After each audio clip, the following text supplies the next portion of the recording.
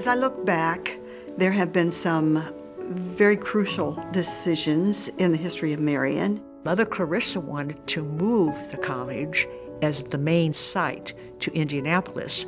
And eventually they find the Allison Mansion and begin to make plans to open the college. In order to buy that mansion, the congregation had to mortgage everything it has. The early sisters lived in Allison Mansion in the attic. No heat, no air conditioning.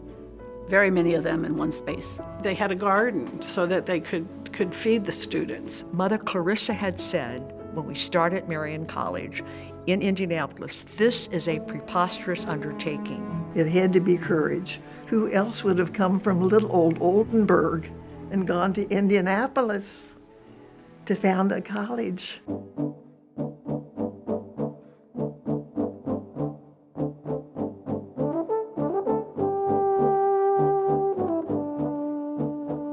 Seeing what was happening at Marion, Archbishop Schulte was very pleased, and so he came to Mother Cephas and asked if we would consider turning coeducational. The response of our congregation, it was, well, we don't know at this point. We have to think about it.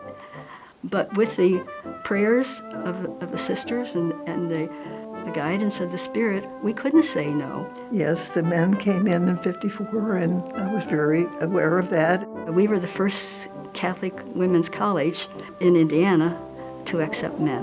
With the advent of coeducation, the Archbishop appointed Father Francis Rainey, then a Monsignor, to become the first non-sister leader of the college. In 1968, we were fortunate enough in hiring a lay president, Dr. Dominic Gazzetta from Akron University, who fell in love with the legacy of our community. We weren't giving up the leadership. We were just inviting partnership with other leaders who could bring something more to the college that we couldn't offer.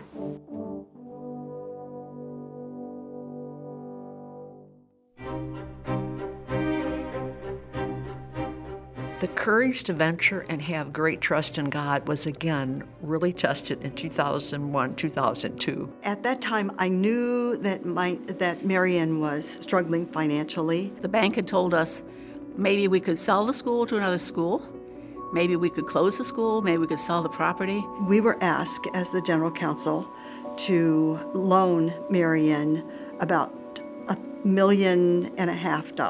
It took a lot of courage, because the money was from investments that we actually live off of. Mother Clarissa brought Marion College to Indianapolis with very little funding, and we felt that we needed to take that risk too.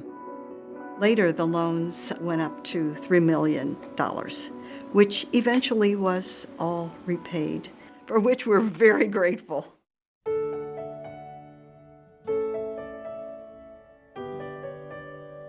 During the years since we've been here, we've had many changes. We see new buildings, we see new students, we see new programs. More business, technology, fostering more mature students. Hiring Dan Elsner as president. I remember being at the meeting when we first talked about a football team, and I thought, oh my heavens, how can we do that? When Dan told us that we were going to have a medical school, we all just looked at him and thought, oh my, how can we have a medical school? Educators College. We've been educating educators since the beginning of Marion, but this is a new focus and a new way of doing it.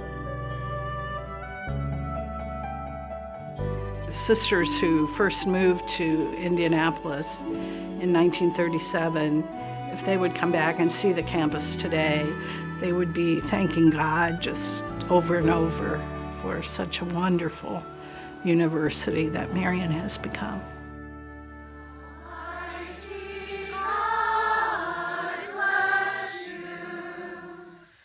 Every year at the Marion Gala, the sisters are invited to come forward and bless those who are present. There were 55 of us, at least, at Marion. Today there are 4 of us. It's with a heavy heart that I begin this year knowing that I probably will be the last sister faculty member at Marion University.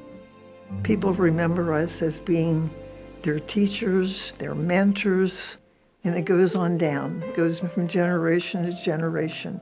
A student 25, 50, 100 years from now will still know that it's a Franciscan university and what the original values of the founders were and are, and would still try to live by those values. I hope I can be here for many more years, but if I'm not here in person, I certainly will be here in prayer and spirit.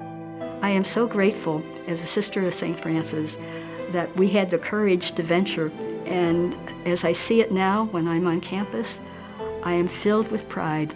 I think, how did this all get to be? How did it all get to be? Is it a miracle? No, it's a lot of hard work, and there's a lot of courage to venture, a lot of it.